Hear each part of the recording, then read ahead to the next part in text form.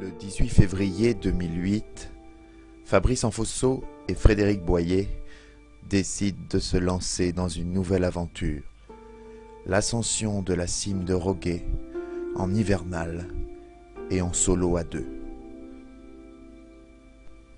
Mais les deux hommes n'en sont pas à leur coup d'essai. En été 2005, ils effectuent la traversée du désert central d'Islande.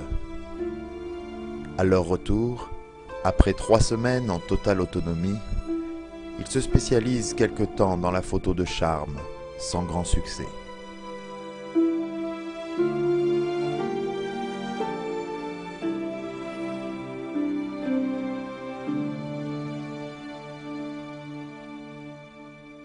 Enfin, après avoir équipé le célèbre site de Falcon Attitude, ils relèvent le défi qui les fera passer à la postérité, l'enchaînement des 3 plus beaux 3000 du Mercantour.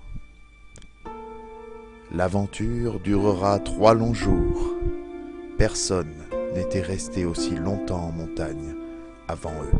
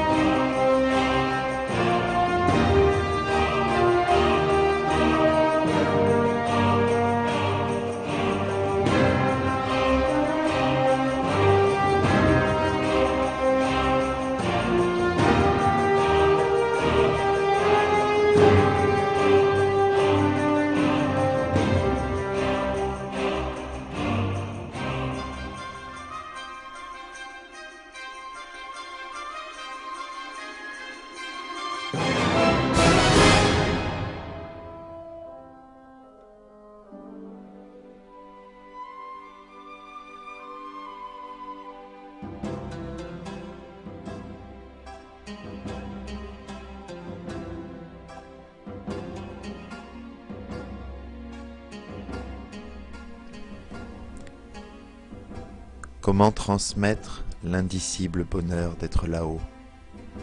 Comment raconter l'attirance du vide, l'ivresse de l'altitude, le plaisir du froid qui mord et du soleil qui brûle?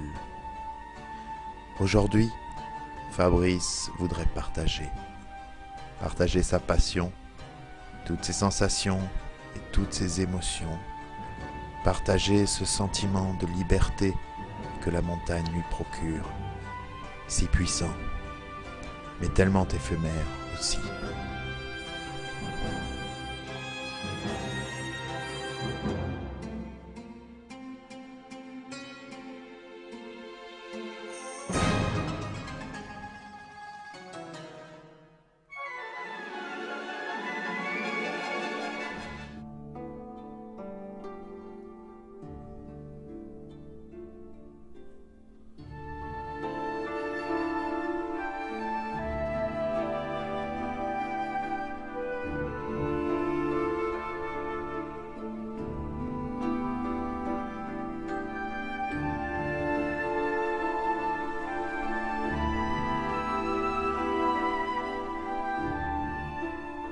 Fabrice n'a pas choisi cette course au hasard.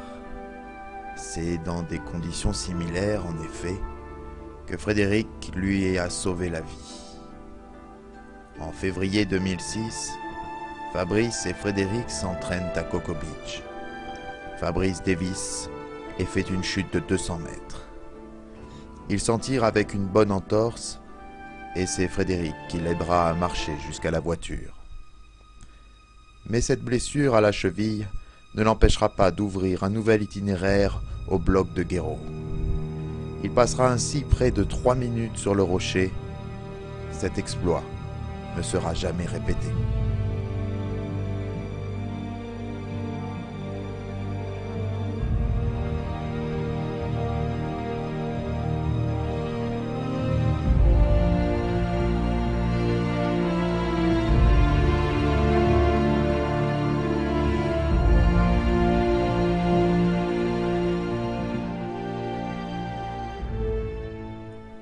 Après 6 heures de montée, Fabrice et Frédéric s'engagent dans la partie la plus délicate de la course, l'ascension de l'arête sommitale, en crampons et sans oxygène. Fabrice a toujours excellé dans ce type d'ascension. Il possède dans les mollets une force exceptionnelle, et il ne trouve jamais autant de plaisir que dans ses difficultés et dans l'acharnement qu'il met à les dépasser.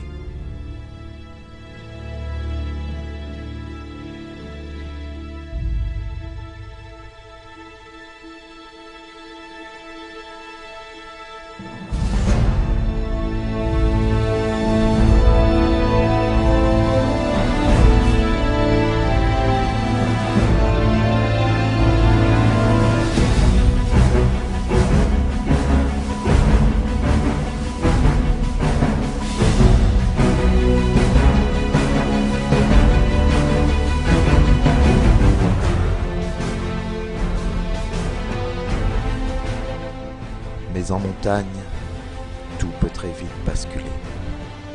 Et cela, Fabrice Anfosso le sait.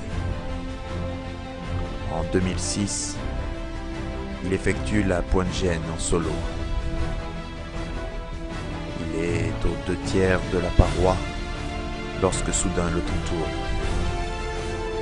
Fabrice envisage de bivouaquer là où il se trouve.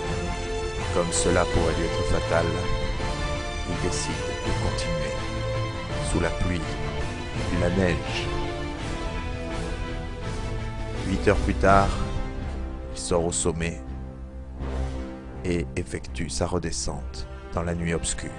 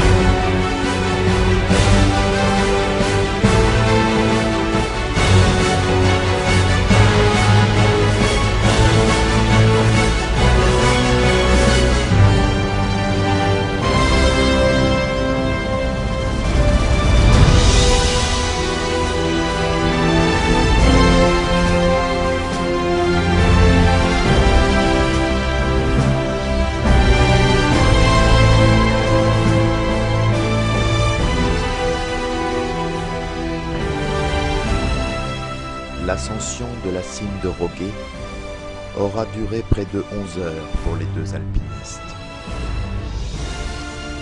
Il existe peu d'aventures humaines où l'on soit aussi physiquement et intimement lié. En montagne, le plus beau geste est de rendre l'autre responsable de sa vie. Et l'expression compagnon de cordée prend tout son sens quand on se retrouve, comme Fabrice et Frédéric, perchés au sommet de la cime de Roguet, à plus de 2700 mètres d'altitude, tous les deux, face au vide, face au ciel, avec la montagne immense à leurs pieds.